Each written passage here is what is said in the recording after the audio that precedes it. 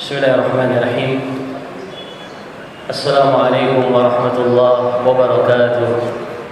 Alhamdulillah, nahmaduhu wa nasta'inuhu wa nastaghfiruh, wa ashhadu an la ilaha illallah wahdahu la syarika lah, wa ashhadu anna Muhammadan abduhu wa rasuluhu la nabiyya ba'dah. Amma ba'd. Ma'asyiral muslimin wal muslimat, jamaah sidang salat zuhur yang dimuliakan Allah Subhanahu wa taala. Sembari kita meniatkan i'tikaf sejenak, kita mendengarkan beberapa ayat-ayat suci Al-Qur'an dan hadis-hadis Rasulnya sallallahu alaihi wasallam. Barangkali keimanan kita bertambah yang menjadikan kita meraih keridhaan Allah Subhanahu wa taala.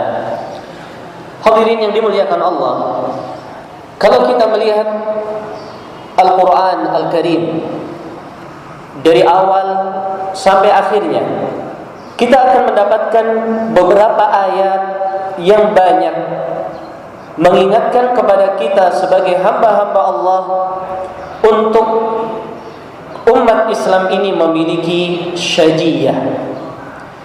Islam atau kaum muslimin memiliki syajiyah. Syajiyah adalah kehormatan dan kewibawaan. Hadirin yang dimuliakan Allah Subhanahu wa taala, kehormatan dan kewibawaan kaum muslimin itu tampak di dalam akhlak al-karimah yang mereka miliki. Hadirin yang dimuliakan Allah, perlu kita ketahui bersama bahwa Islam adalah ajaran yang kaya dengan akhlak al-karimah. Boleh dikatakan semua budi pekerti, semua sopan santun yang ada di dunia ini, apakah dari orang kafir, orang majusi, orang Yahudi, Nasrani, atau umat Islam, semuanya adalah bersumber dari Al-Quranul Karim. Semua bersumber dari agama Islam. Oleh karena itu, hadirin yang dimuliakan Allah, selama umat Islam ini menjaga akhlak mereka, maka mereka akan memiliki sajiyah. Mereka akan memiliki kehormatan dan kemuliaan. Dan manakala mereka meninggalkan akhlak yang ada di dalam Al-Quran dan Sunnah Nabi-Nya, maka sejauh itu pula mereka kehilangan kehormatan dan kewibawaan mereka. Oleh karena itu, hadirin yang dimuliakan Allah, Nabi SAW sejak beliau diutus sampai beliau akan meninggal, selalu beliau memperhatikan kepada umatnya agar mereka berakhlak, bertauladan dan mencontoh baginda Rasul sallallahu alaihi wasallam. Laqad kana lakum fi Rasulillah uswatun hasanah liman kana yarjullaha wal yawmal akhir. Sungguh dalam diri Nabi sallallahu alaihi wasallam terdapat suri tauladan yang baik bagi mereka yang beriman kepada Allah dan beriman kepada hari akhir. Dan di antara akhlak yang selalu ditekankan Nabi sallallahu alaihi wasallam dan mewanti-wanti umatnya agar mereka tidak meniru-niru dan tidak mencontoh orang-orang kafir di dalam semua kehidupan, perbuatan, ucapan dan hari raya mereka. Hadirin yang dimuliakan Allah Subhanahu wa taala, di dalam sekian banyak hadis Nabi sallallahu alaihi wasallam menyuruh kita untuk jangan mencontoh orang-orang kafir.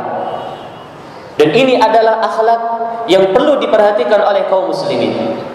Ingat, Islam adalah agama yang kaya dengan budi pekerti dan sopan santun. Sehingga tidak butuh umat Islam itu mencontoh, menyontek, mengambil, mengimpor, mengadopsi berbagai model adat istiadat dan tradisi-tradisi orang-orang kafir. Di dalam hadis yang diriwayatkan Bukhari Muslim dari Abdullah ibnu Umar, Nabi SAW mengatakan, wa khaliful musyrikin, kalian selisihi orang-orang musyrik. Kita disuruh menyelisihi orang musyrik. Di dalam hadis yang lain, Nabi SAW menyuruh kita untuk jangan melakukan berbagai model ritual ibadah di sebuah tempat yang itu menjadi tempat berhari rayanya orang-orang kafir. Kenapa? Karena itu adalah jalan untuk mencontoh dan meniru mereka. Pada suatu hari ada seorang yang bertanya kepada Nabi SAW, "Ya Rasulullah, aku bernazar untuk menyembelih seekor onta di daerah Buwana, sebuah daerah di dekat kota Madinah." Kata Nabi SAW, "Apakah di daerah ini ada berhala dari berhalanya orang musyrik?" Sahabat ini menjawab, "Tidak ya Rasulullah." Lalu Nabi bertanya kedua kalinya, "Apakah di dalamnya ada hari raya dari hari rayanya orang-orang musyrik?" Orang itu menjawab, "Tidak ya Rasulullah." Lalu kata Nabi SAW, "Aufi binadri." Kalau begitu, penuhi nazarmu. Tetapi kalau ada berhala di daerah itu, ada hari rayanya orang musyrik, jangan kamu tunaikan nazar di daerah tersebut. Coba bayangkan hadirin yang dimuliakan Allah. Melakukan nazar wajib. Tetapi ketika praktek nazar itu menyerupai orang musyrik, Nabi SAW mengatakan jangan. Tetapi kalau tidak menyerupai orang musyrik, orang kafir, jalankan. Subhanallah. Kita, hadirin yang dimuliakan Allah, tidak boleh menyembelih seekor binatang dengan gigi ataukah dengan kuku. Kata Nabi SAW, "Ma anhara minad dam wa dzukira ismullah fakuluh." Binatang apa saja yang halal lalu dia disembelih dengan menyebut nama Allah, makan. Ghairu sin wal dhuhr, selain gigi dan kuku. Kita tidak boleh menyembelih seekor binatang yang halal dengan kuku apa saja atau dengan gigi apa saja. Lalu kata Nabi, "Wasa'u hadithu," akan saya ceritakan kenapa tidak boleh. "Amma sinnu fa'adhmun." Adapun gigi, kenapa kita tidak boleh menyembelih binatang dengan gigi? Karena itu adalah salah satu dari tulang. Gigi kita adalah salah satu dari tulang kita. Wa ammal dhufru, kata Nabi SAW, adapun kuku, kenapa kita nggak boleh menyembelih binatang dengan kuku? Famudal Habasyah. Kuku adalah pisau yang digunakan oleh orang-orang Habasyah yang notabene orang Nasrani untuk menyembelih binatang-binatang mereka. Coba bayangkan jamaah yang dimuliakan Allah. Nabi melarang kita menyembelih binatang dengan kuku gara-gara kuku adalah salah satu dari pisau yang digunakan orang Nasrani untuk menyembelih binatang-binatang ternak mereka. Ini jelas. Hadirin yang dimuliakan Allah, seorang muslim yang dia mencontoh dan meniru-niru orang kafir adalah fenomena dekatnya hari kiamat. Di dalam hadis yang sahih, Nabi SAW mengatakan, "La taqumus sa'ah." Tidak akan terjadi hari kiamat sampai kalian mengikuti orang-orang terdahulu shibran bi shibrin, satu jengkal demi satu jengkal. Lalu para sahabat bertanya, "Aminal Yahud war Rum?" Ya Rasulullah, apakah yang dimaksud orang terdahulu, orang Yahudi dan orang Nasrani? Kata Nabi SAW, "Faminan nas illa haula." Siapa lagi kalau bukan mereka? Hadirin yang dimuliakan Allah Subhanahu wa taala, tidak boleh seorang muslim meniru dan mencontoh apa yang telah menjadi tradisi orang-orang kafir. Dari sini hadirin yang dimuliakan Allah, apa yang sering digembar-gemborkan oleh orang-orang tentang dorongan umat Islam ikut merayakan atau ikut mengucapkan selamat, apakah kepada Natal ataukah kepada Tahun Baru, ini secara tidak disadari umat Islam tergiring untuk mencontoh dan mengikuti orang-orang kafir. Hadirin yang dimuliakan Allah, kalau kita mau jujur dan kita telusuri agama Nasrani, apakah agama Nasrani yang dibawa oleh Nabi Isa alaihissalam, mereka mengajarkan pemeluknya untuk merayakan hari raya Natal? Apakah ajaran Nasrani yang dibawa oleh Nabi Isa alaihissalam mengajarkan pemeluknya untuk merayakan Tahun Baru, yang itu adalah hari raya ataukah kalender yang muncul dari mereka? Kalau kita mau jujur, silahkan para hadirin menjawab, dan akan mendapatkan bahwa tidak pernah Nabi Isa alaihissalam mengajarkan seperti itu kepada pemeluknya. Berarti dari mana itu muncul? Dari apa-apa yang dimasukkan kepada ajaran Nasrani. sesuatu yang dari luar agama Nasrani dimasukkan dengan paksa ke dalam agama Nasrani, yang kemudian dimakan mentah-mentah oleh orang-orang Muslim. Hadirin yang dimuliakan Allah, jangan kita berdalih ini adalah adat istiadat sehingga kita bebas mengucapkan apa saja kepada orang-orang kufar. Tidak. Permasalahannya tidak sesederhana adat istiadat, tetapi ini akan masuk kepada ranah ideologi, ranah keyakinan seseorang. Bagaimana mungkin seorang muslim dia itu mengungkapkan loyalitasnya kepada orang kafir dengan ucapan-ucapan selamat seperti itu? Apakah di hari raya Natalnya mereka, ataukah di tahun barunya mereka? Yang ini adalah satu paket yang tidak bisa dilepas menurut pemahaman dan pemikiran orang-orang Nasrani. Hadirin yang dimuliakan Allah Subhanahu wa taala, ini keliru. Ini mungkin kita sering mendengar, kita sering membaca, tetapi banyak yang mereka berdalih bahwa ini adalah suatu hal yang biasa. Ini kan sekedar kita mengucapkan. Ini kan toleransi. Maaf para jamaah yang dimuliakan Allah, ini bukan toleransi. Toleransi yang diajarkan Nabi sallallahu alaihi wasallam bukanlah seperti itu. Toleransi yang diajarkan oleh Nabi sallallahu alaihi wasallam, seorang muslim tidak boleh dia mengalah di dalam ideologinya.